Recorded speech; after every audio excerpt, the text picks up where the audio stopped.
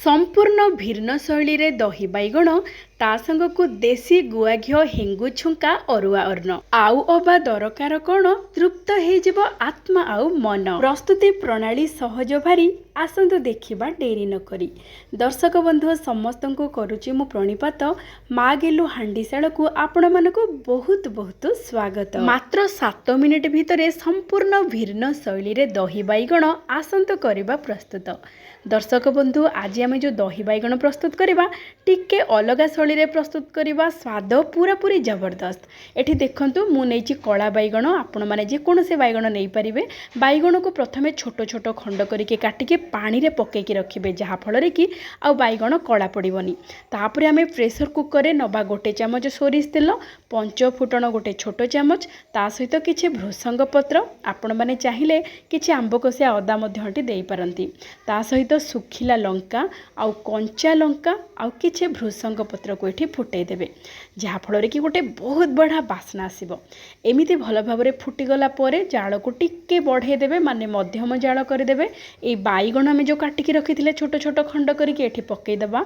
लूण स्वाद अनुसार, हळदी गुंड आधा छोट चमच, लंका गुंड गोटे चमच देके भल भाबरे मात्र गोटे मिनिट पई भाजी देबा जहा फल कि बैगण टिके भल भाबरे भाजी हे जिवो।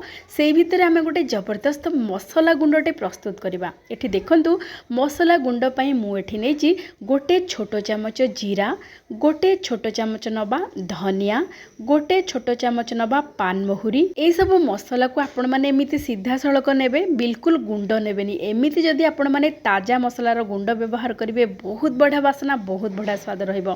ता सहित दे देबा हळदी गुंड आधा छोट चमच, लंका गुंड टिके, गोटे बड़ चमच चीना बादाम आउ सुखिला लंका दुईटी, ता सहित किछि सुखिला नड़िया पाती निश्चय पकेबे, बहुत बढ़िया लागिबो स्वाद रे। ए सब को भल भाबरे टिके दरदर गुंड करबा। एठी देखंतु चीना बादाम नड़िया पइले बहुत बढ़िया लागिबो तार स्वादटा।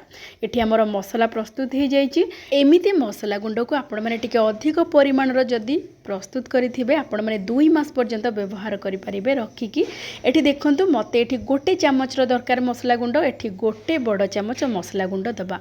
एही मसला गुंड रे बैगण को बढ़िया भाव में आउ गोटे मिनिट पई भाजी दबा। प्रथमे आमे गोटे मिनिट भाजी थिले मीडियम फ्लेम रे, तापरे एही मसला गुंड देके आउ गोटे मिनिट पई भाजी दबा। एमिति समुदाय मात्र 2 मिनिट भितरे बैगण भल भाव में मसला सहित कोटिंग हे जिवो। एठी देखंतु आमे जो मसला गुंड देले तार मसला गुंड रे बढ़िया भाव में बैगण सहित मिसी जाइछि।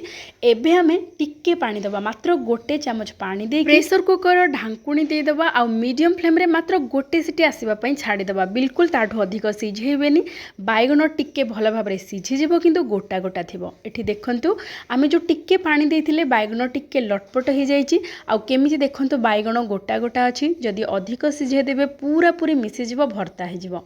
सेथि प्रति निश्चय ध्यान देबे।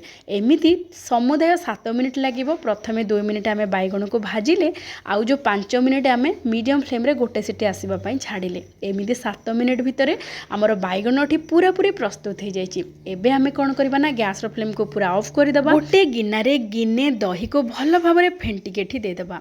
आ मने रखंतु बिल्कुल आपण माने जेते बेले दही देबे फ्लेम को पूरा पूरी बंद करके रखिबे। आ टिके दबा चीनी, चीनी देले बहुत बढ़िया स्वाद रहिबो। बेसी चीनी दबानी, टिके खाली स्वादर बालांस पई गोटे बड़ चमच चीनी दे दबा।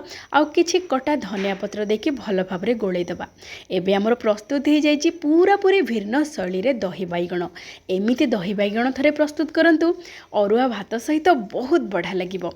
आ भात को टिके मु देसी घिओ हेंगु आ टिके मसला गुंड देकी माने बिरयानी मसला गुंड देकी छुंकी देथिली। वाह, बहुत बढ़िया स्वादिष्ट होइतिला। केवल ए दही बैगण सहित आपण माने ए अरुआ अन्न को खाइबे, आउ किछि भी दरकार पड़िबोनी। शेष रे ए दही बैगण पई आमे गोटे चमच देसी घिओ को गरम करिकी टिके लंका गुंड पकेकी ता ऊपर ढाली देबा, ताहाले तार स्वाद बासना आहुरी 2 गुण हे जिवो।